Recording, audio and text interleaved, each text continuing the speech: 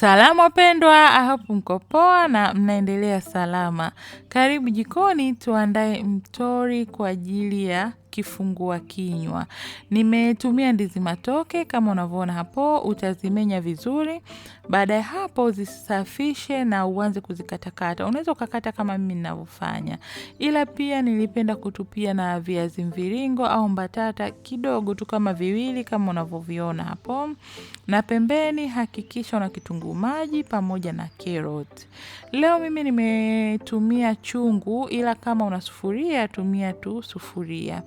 Baada ya hapo utakwenda kuweka zile ndizi pamoja na viazi, kitunguu maji, carrot na bila kusahau chumvi. Pembeni tayari nilishachemsha nyama. Kwa hivyo nikaongeza supu kidogo sana kwa ajili ya kuivisha hizi ndizi. Baada ya hapo utakwenda kufunika na parchment paper au jani la mgomba.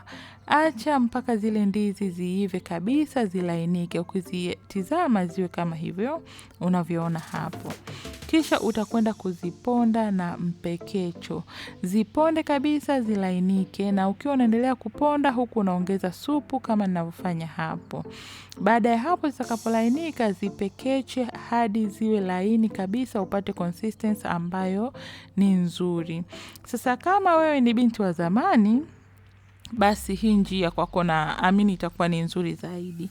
Lakini kama ni wa kisasa au wa kileo wa nyakati hizi, wewe tumia tu sufuria na blender, utaenjoy kikubwa ladha.